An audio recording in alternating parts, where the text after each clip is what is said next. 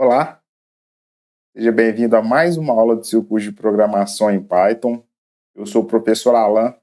Quero apresentar para vocês nessa aula aqui a resolução do nosso sexto exercício da lista 4, que eu deixei disponível para vocês de aulas anteriores, onde nós estamos trabalhando aí a parte das estruturas de repetição com a utilização do loop for, tá certo? E nessa aula aqui eu quero apresentar para vocês aí a solução sobre os números primos que nós temos aí, né? Um exercício muito comum na programação em geral, e nós vamos utilizar aqui a linguagem Python para resolver aí este exercício dos números primos. Então, vamos abrir aqui o PyCharm no computador, que eu quero apresentar para vocês e a minha sugestão de resolução do nosso sexto exercício da quarta lista.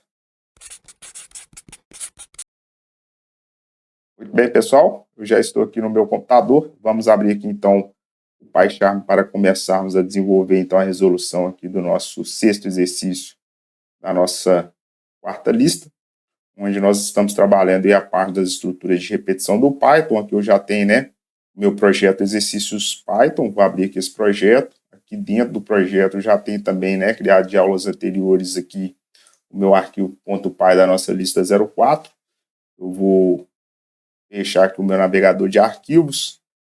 Lembrando que na aula passada aí nós fizemos o nosso quinto exercício da lista 4, tá certo? Se você não tiver visto essa aula, eu vou deixar um card aqui em cima para que você possa assistir a aula. E nessa aula de hoje aqui eu quero apresentar para vocês aqui, né, a resolução do nosso sexto exercício aqui da quarta lista, em que ele fala o seguinte: faça um programa em Python que receba aqui um número inteiro e verifique, né, se esse número fornecido ele é primo ou não.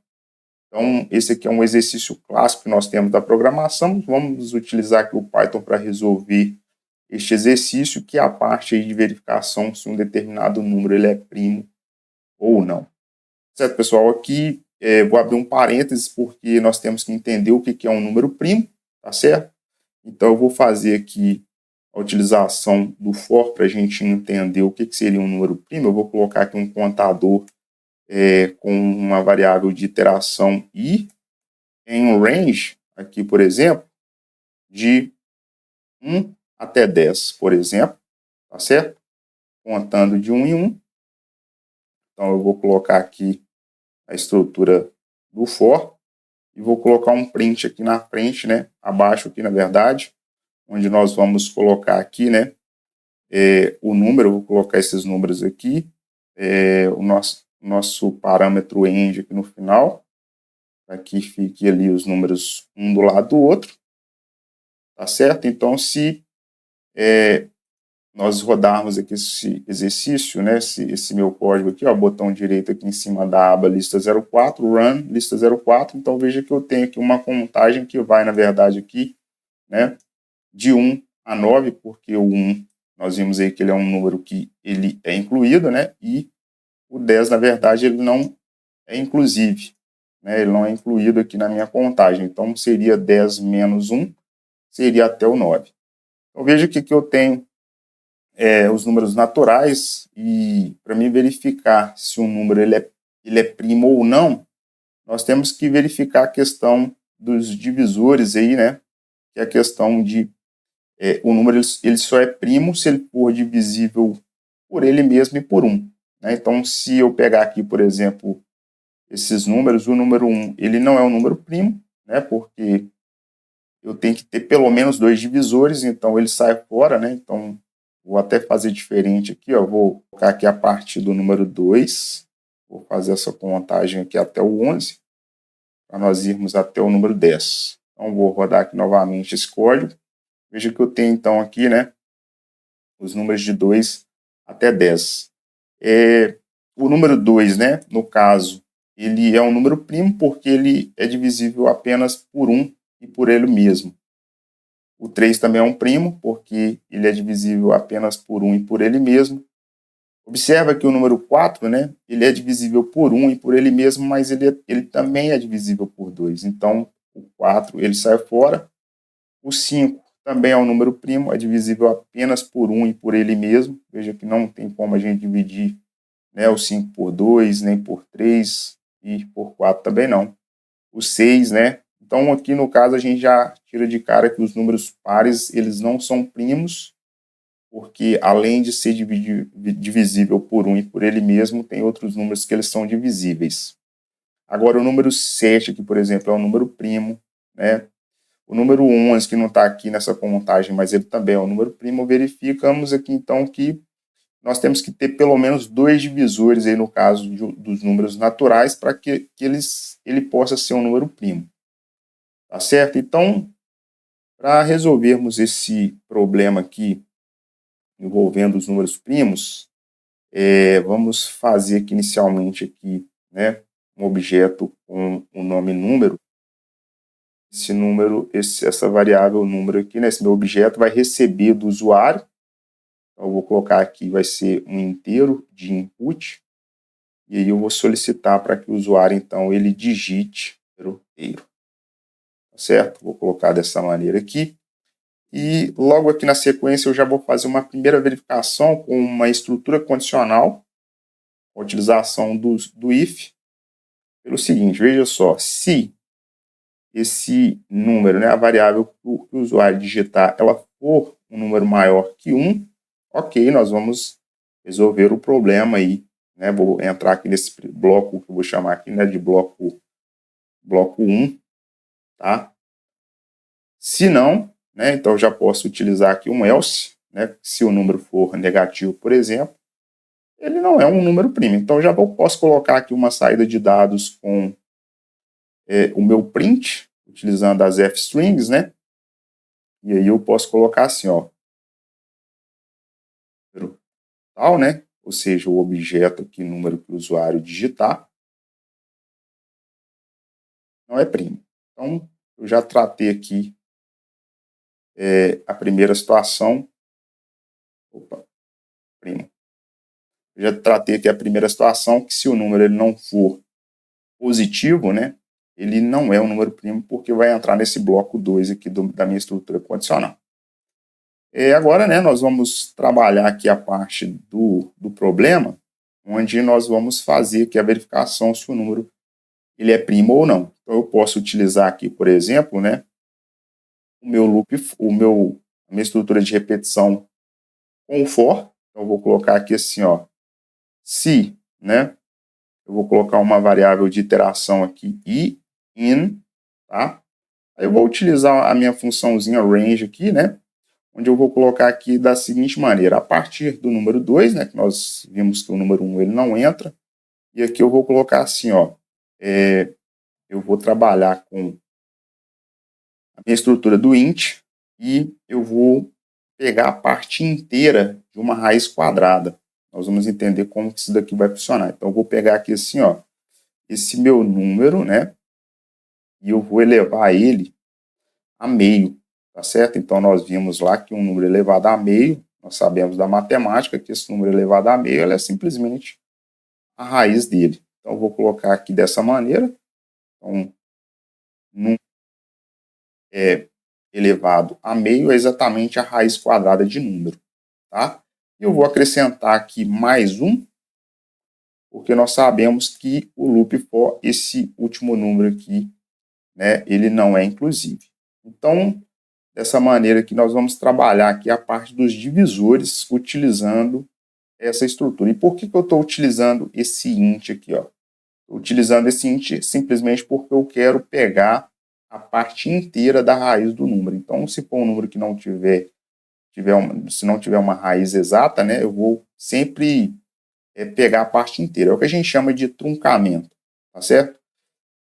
Aqui dessa maneira que agora eu já posso entrar num outro if, né? Então, se eu vou ter aqui agora, né, uma verificação se eu tenho se nessa minha faixa de valores eu tenho divisores. Então, eu vou fazer o seguinte aqui, ó, se número, né, por cento, eu quero saber o resto da divisão por cada um desses números dentro do meu for. Então, veja se o número por cento i for igual a zero, por exemplo, né?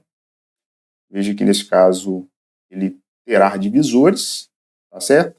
neste caso aqui, então eu já posso afirmar, né, que o número ele não é primo. Então eu já posso colocar aqui um print, no caso, e colocar a mesma mensagem que eu coloquei aqui nesse segundo bloquinho da minha estrutura condicional, né? Vou utilizar aqui as estruturas, as f-strings. Então eu posso colocar aqui novamente, ó, o número é primo. Aqui no meu segundo else aqui ficou faltando, né, o aqui no caso, né? Então o número tal não é primo, e aqui é a mesma coisa, né, o número, objeto número, tá certo? Por quê? Porque neste caso aqui, desse meu bloquinho aqui, né, dessa estrutura condicional do se, né, se eu tenho um número dentro dos meus valores ali, ele tiver um resto igual a zero, então neste caso ele não será primo, tá certo? E aqui eu vou dar uma utilização aqui com um break para me poder interromper ali a minha estrutura de repetição com o for. E aqui, né, eu posso utilizar aqui, ó, alinhado com o for, a estrutura do else, tá certo? Então, neste caso aqui, né, esse else, ele será executado só, né, somente se o meu loop aqui, né, ele não foi interrompido aqui com um break. Então, essa aqui é uma particularidade que nós temos da linguagem Python, onde eu posso ter uma estrutura alinhada aqui, né, com o for aqui desse else. Então, se ele não é um número primo, ele só pode ser primo, tá certo? Então, aqui eu já posso colocar, então, aqui a minha saída de dados com a função print, utilizando ali as minhas f-strings, e aqui nesse caso, né, o número, objeto número, neste caso, é primo, tá certo? Então, dessa maneira aqui nós conseguimos aí verificar se o número é primo ou não. Então, vamos executar aqui esse meu código. Vamos digitar aqui um número qualquer, por exemplo, o número 2, eu falei com vocês que ele é um número primo, então o número 2 ele é primo porque ele é divisível apenas por 1 e por ele mesmo, né? Vamos pegar o próximo aqui, que é o 3, então também o 3 ele é um primo. Se eu pegar agora o número 4, né, veja que o número 4 ele não é primo, porque além dele ser divisível por 1 e por ele mesmo, ele também é divisível por 2 na minha contagem, na minha sequência dos números naturais ali, tá certo? Posso pegar aqui também o 5, é um número primo, então tá aqui, é um número primo. Vou até colocar aqui, faltou aqui um ponto, né, pessoal? No final da minha oração, tá certinho. Vou rodar aqui novamente. O número 6 não é primo, tá lá, o número 6 não é primo. Número 7 também é um número primo, tá lá, 7 é número primo. Vou pegar o 8 aqui também, o 8 não é primo, ok. O 9 também não é primo, né? O próximo primo aqui que nós vamos ter, né, seria o número 11. Então tá aqui o número 11 também é um número primo. O 12 não, o 13 sim, é um número primo, então tá lá, né? Eu consigo colocar um programa onde eu verifico, né? Faço uma verificação se o número ele é primo ou não. Veja que com apenas 1, 2, 3, 4, 5, 6, 7, 8, 9, 10 linhas de programação aqui, nós resolvemos aí o problema da verificação se o número é primo ou não. Inclusive, se eu quiser mostrar a sequência aqui, né, eu posso utilizar um for aqui por fora, né, então eu posso utilizar aqui for e in range, né, colocar aqui, por exemplo, o número 1, começar no número 1 e até mais 1, porque esse último elemento aqui no meu for, ele não é inclusive. Aí eu posso colocar aqui um print e vírgula, o meu parâmetro end aqui, para que os números fiquem um do lado do outro. Então, veja que eu posso rodar aqui novamente esse código. Ó. Se eu colocar aqui, por exemplo, o número 15, vamos verificar se o número 15 ele é um número primo. Então, ele mostra para a gente aqui a contagem, né? Só que ele colocou na mesma linha. Então, para não ficar na mesma linha, nós temos que dar uma quebra de linha aqui, ó, contra a barra N aqui também, nesse último else. E agora sim, eu já posso rodar novamente o meu código, número 15. Ele faz a contagem do 1 até o 15, né? E ele verifica que o número 15 ele não é primo. Porque eu consigo dividir o 15 aqui, ó, por exemplo, né, por 3, tem mais, além do 1 e dele mesmo aqui, eu tenho outros divisores, tá certo? Agora, se eu pegar um outro número aqui, por exemplo, o número 37, por exemplo, né, ele faz a contagem para mim lá, ó, o número 37 ele é primo, porque o número 37 aqui na minha contagem, ele é divisível apenas por 1 e por ele mesmo, ou seja, eu tenho apenas 2 divisores aqui em toda essa sequência. Se você quiser testar, pode fazer o teste se ele é divisível aí por algum desses outros números que está aqui nessa minha sequência. Então, dessa maneira aqui, né, nós finalizamos aí a parte do nosso sexto exercício da quarta lista, em que trabalha aí a parte dos números primos, e aí, né, nós podemos resolver utilizando o Python. Se você, né, tiver conseguido resolver de uma outra forma, deixa aqui embaixo os comentários, né, porque neste caso, esse exercício ele pode ter outras formas também de chegar ali na mesma resolução aqui, que é a verificação dos números primos através da linguagem Python. Então é isso, pessoal. Chegamos ao final aqui de mais uma aula do seu curso de programação em Python, onde eu apresentei para vocês aí uma sugestão de resolução da nossa sexta questão da lista 4, onde nós trabalhamos aí a parte da verificação dos números primos. Neste caso, eu utilizei tanto as estruturas de repetição com o loop for, quanto também a parte das estruturas condicionais que nós já vimos aí da linguagem Python, tá certo? Se você conseguiu resolver de uma outra forma, deixa aqui embaixo nos comentários, tá certo? Vou pedir para que vocês aí deixem um like aqui no vídeo, considere se inscrever no canal e ativar o sino de notificações, compartilhar esse conteúdo com alguém que tem interesse em aprender linguagem de programação com o Python. Se tiver alguma dúvida, deixe também aqui embaixo nos comentários e nos vemos aí no próximo vídeo. Até mais!